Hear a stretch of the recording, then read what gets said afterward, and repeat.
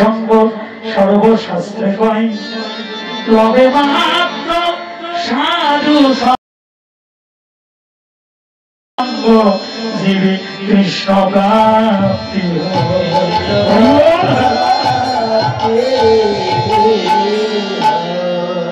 হেমশায় কি বলা সুমধুর আশতরা জগৎ জনময় আনন্দ।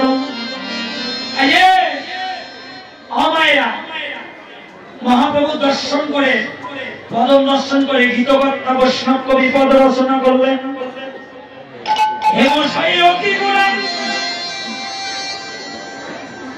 সুমধুর হাসধরা জগৎ জানা। দাদা নর্মাল 2-1টা জলের বোতল দেবেন। জগৎ জনময় আনন্দ এর মানে কি? ও মায়েরা, বাবারা বলবেন না, মায়েরা বলেন তো হেম মানে কি? জানেন না? হায়রা হেম মানে বলে মাথা খাইছে সনাতন ধর্মটা। কীর্তন শুনতে আসেন কিন্তু মায়েদের চরণ ধরে বলি খালি গল্প নিয়ে ব্যস্ত থাকেন না। কি বাবা, মায়েরা কীর্তন শুনতে আসে বটে কিন্তু কীর্তনে মনোযোগ নাই। বান্ধবীর সাথে কথা কাটে, এই শিবানী, আচ্ছা বান্ধবী রে 3 বছর তোর সাথে দেখা হচ্ছে, তোর কয়টা সওয়াল হচ্ছে? ভাই আমার 4টা হচ্ছে, তোর কয়টা হচ্ছে? আন কথা ছেড়ে দেন, কৃষ্ণ কথায় মন দেন, শোনেন। হ্যাঁ কিছু ধ্যান দিলে তো শোনা যায় না। হেম মানে সোনা, বলেন তো কি? কি ধরে বলেন কি? রূপা। রূপা বাবাদের চেয়ে মায়েদের সংখ্যা বেশি। বলেন কি? ধরে বলেন। আরে বাবা সাউন্ড সিস্টেমের শব্দ শুনতে শুনতে কানটা খাটো হয়ে গেছে। মায়ের একটু বলেন তো হেম মানে কি? এইবার একটু হয়েছে না বাবা? ও পোশাক পান নাই আপনারা? পাইছেন না? হেম মানে সোনা। সোনা বলছে জগতে আমি বড় দামি। বাবা বর্তমানে ঘড়ি সোনার দাম কত? কত? 1 লাখ 2 লাখ 2,17,000 টাকা। সোনা বলছে আমি বড় দামি। ভালো করে শুনেন, আমার সাথে তুলনা করো গৌর সোনার হেরে যাবে। গীতকর্তা বৈষ্ণব কবি একবার সোনার দিকে তাকাই আর একবার গৌর সোনার দিকে তাকাইল। তাকিয়ে সোনাকে বলল, সোনা জগতে তোমার কোনো মূল্য নাই গৌর সোনার কাছে। বলছে কেন গো, কেন মূল্য নাই? বলছে শোনো সোনা, তোমার মূল্য কতদিন? যতদিন এই পঞ্চভৌতিক দেহটা সুন্দর থাকিবে ততদিন তোমার মূল্য থাকিবে। যেদিন সোনার অঙ্গমলিন হয়ে যাবে, যেদিন প্রাণ যাইবার সময় আসবে, 5 ভরি নয় 10 ভরি নয় 4 আনার সোনা যদি অঙ্গে থাকে দেবে? দেবে? আপনজনেরা বলবে এখনো প্রাণ যায় নাই, তুলসী গলায় বের করার আগে আপনার অঙ্গের সোনাটুকু খুলে নিবে। কিন্তু জানো সোনা, ও সোনা, কোন ভাগ্যবান ভাগ্যবতী যদি গুরুচরণ আশ্রয় করে আমার গৌর সোনাকে একবার হৃদয়ে ধারণ করে, তার ইহকাল পরকালের আর কোনো ভয়ে থাকে না। তাই জাগতিক জগতের সোনা হেরে গেল গৌর সোনার কাছে। হেমশায় অতি গোড়া সুমধুর হাসধরা জগৎ জনা নয়নে আনন্দ বিরীতির মূরতি গিয়ে রূপ স্বরূপ ধরা। রূপ স্বরূপ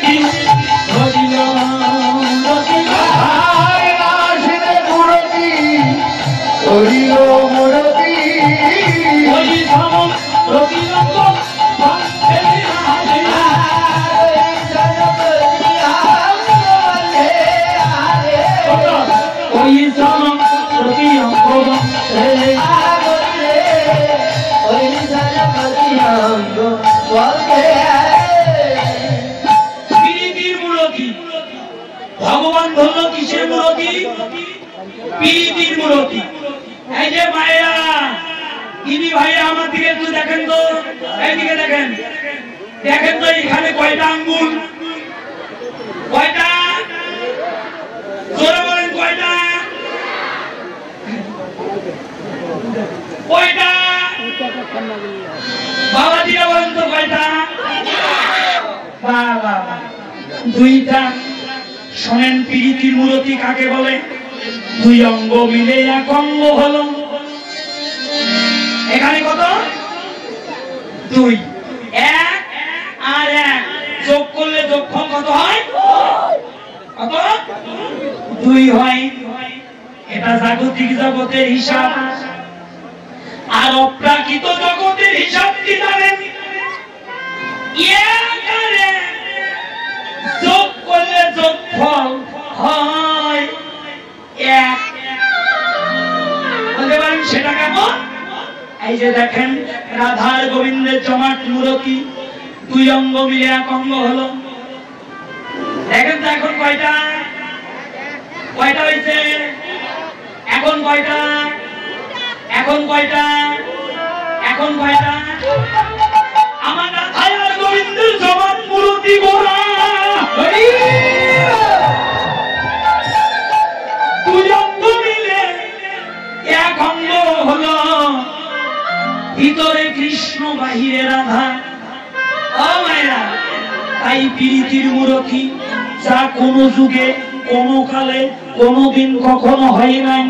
তাই একমাত্র কলিজীবের ভাগ্যাকাশে হলো ভক্ত আর ভগবানের মিলিত তনু গোরা।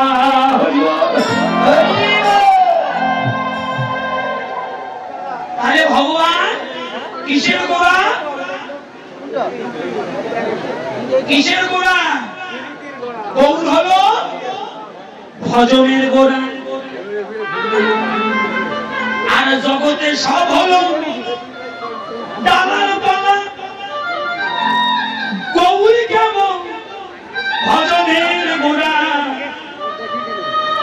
এবার যত মত তত পথ নাই। আছে বাবা? আছে মত? আছে পথ? না, মত একটাই, পথ একটাই, সেটা হলো গৌর গোবিন্দের পথ ছাড়া গতি নাই, গতি নাই।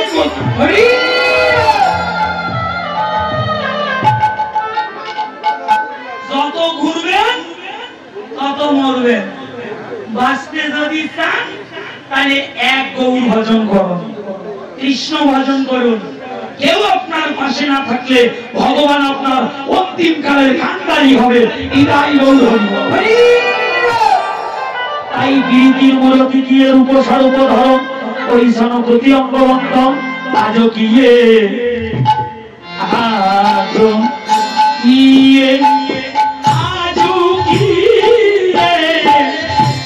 নাবর দীপ সঙ্গ ও কি মরিরে আজ কি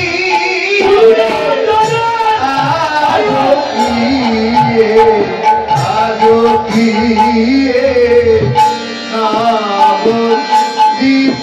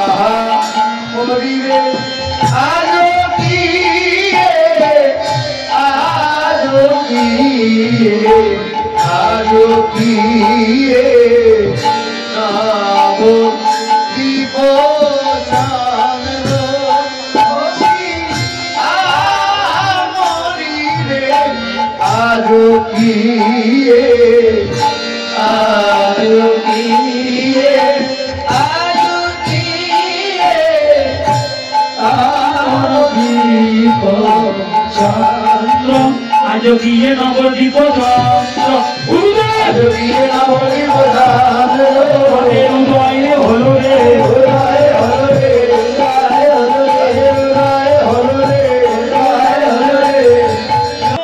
সাত দিনে ওঠে না রাতে ওঠে কখন জোরে বলেন কখন কিসের দিনে উঠে জীবনেও সাত দেখে না সাত ওঠে রাত্রিকালে কিন্তু দিনের বেলায় এটা খুব চাঁদ উঠল মহাজন বললেন এটা জাগতিক জগতের চাঁদে নয় এটা অপ্রাকৃত জগতের চাঁদ আমার গৌর চাঁদ জাগতিক জগতের চাঁদ রাত্রিকালে গগন মন্ডলে ওঠে চাঁদ যখন ওঠে অন্ধকার তখন নাশ হয়ে যায় না বাবা কিন্তু হে জগৎবাসী হে বিশ্ববাসী তোমরা এসো দেখো কলিজীবের ভাগ্যাকাশে যে গৌর চাঁদের উদয় হলো এই গৌর চাঁদ এবার একটি ব্রহ্মাণ্ডকে আলো দিবার জন্য আসে নাই অনন্ত কোটি ব্রহ্মাণ্ডকে আলো দিবার জন্য গৌর চাঁদের উদয় হলো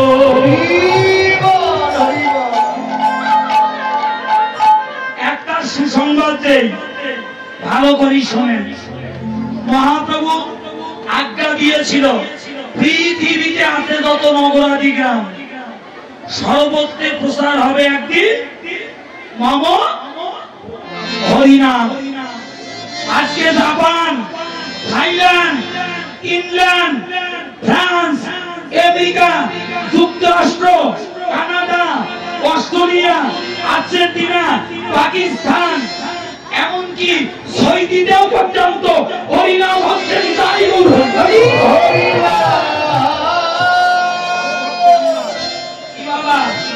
মহাপ্রভুর বাণী সত্য হয় নাই সত্য হয়েছে তাই আজকিয়ে নবদ্বীপ চন্দ্র কামিনী কাম করিতেছ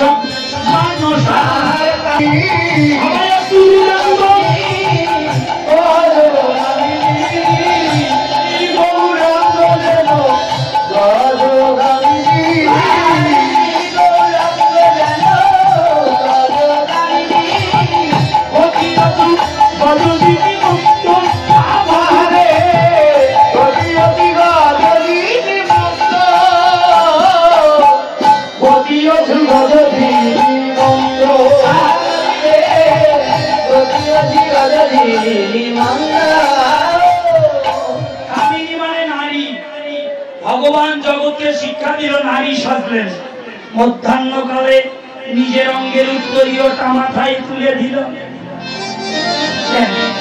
দেন মায়ের একটু মাথায় কাপড় দেন তো এইবার বাবা দিয়ে অপরাধ দেবেন না বাবা দেন কাপড় দেন দেন কাপড় দেন দেন আর একটু টেনে দেন হায় রে হায় যারা কুমেরি আছেন রোনার এক সাইড মাথায় তুলে দেন দেন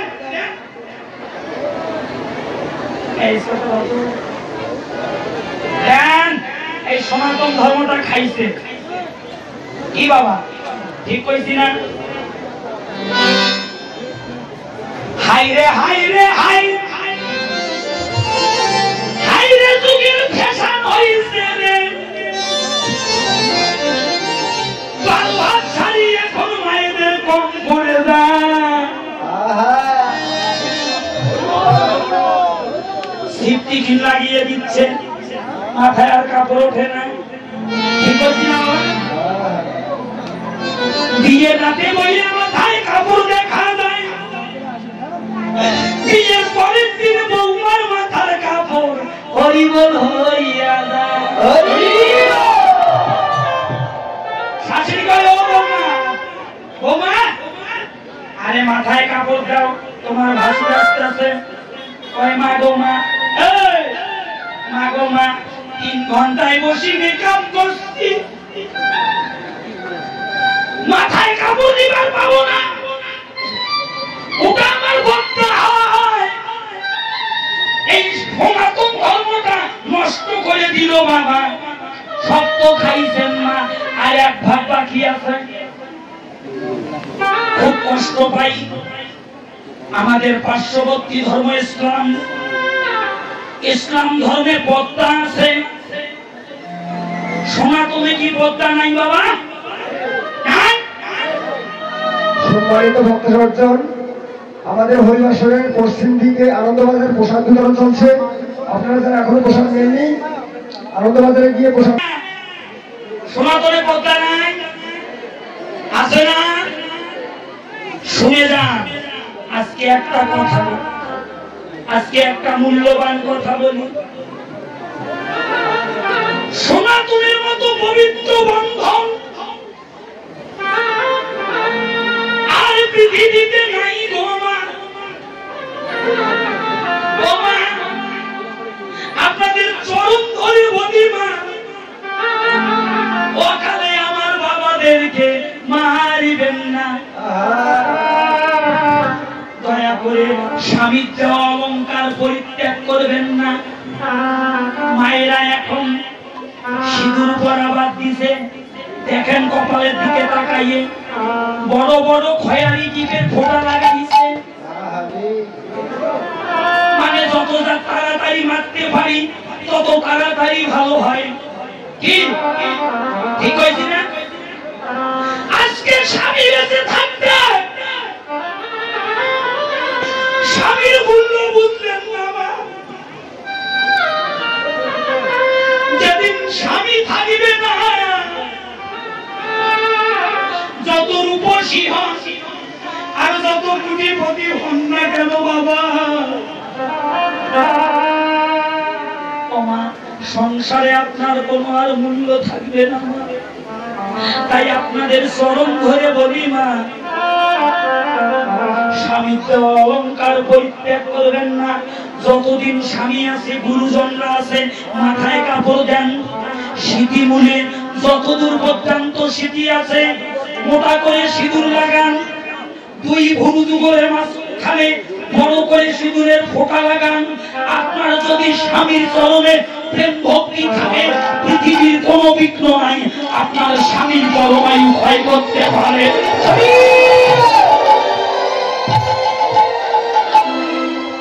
তার জ্বলন্ত প্রমাণ এই সনাতন ধর্মে মৃত স্বামীর প্রাণ ফিরে নিয়ে এসেছিল নিয়ে আসে নাই বাবা নিয়ে এসেছিল না বলেন তো কে নিয়ে এসেছিল মায়েরা বলেন জোরে বলেন হ্যাঁ বেহুলা মৃত স্বামীর প্রাণ ফিরে নিয়ে এসেছিল আরো একজন নামটা সাবিত্রী তাহলে সেই সাবিত্রী এবং বেহুলার অংশ আপনারা কেন অকালে স্বামীকে হারান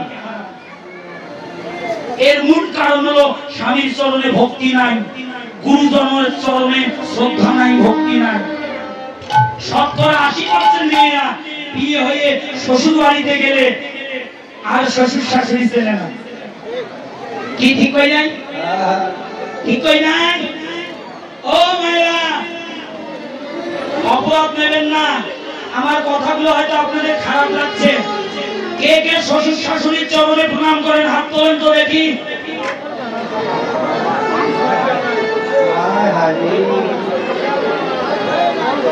প্রতিদিন শ্বশুর শাশুড়ির চরণে প্রণাম করেন কে কে হাত তোলেন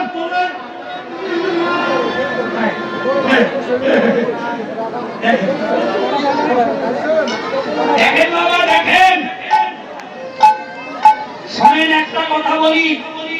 ও মায়েরা, আপনাদের ভাগ্যে যা হয়েছে আমাদের ভাগ্যে তা হয় না। কেন জানেন? নারীর আশ্রয় স্থান দুটি, একটি পিতৃকুল আর একটি হলো স্বামীর কুল।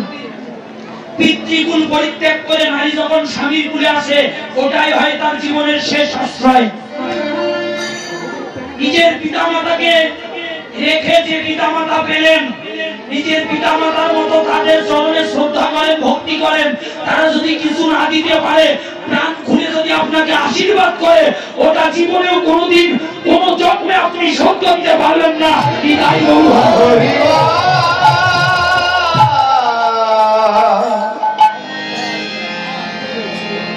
আপনি যদি আপনার শ্বশুর শাশুড়িকে কষ্ট দেন এক বিন্দু, মনে রাখবেন আপনিও একদিন শ্বশুর শাশুড়ি হবেন। সেদিন আপনার পুত্রবধূ, আপনার ছেলে আপনাকে শোধ দেবে।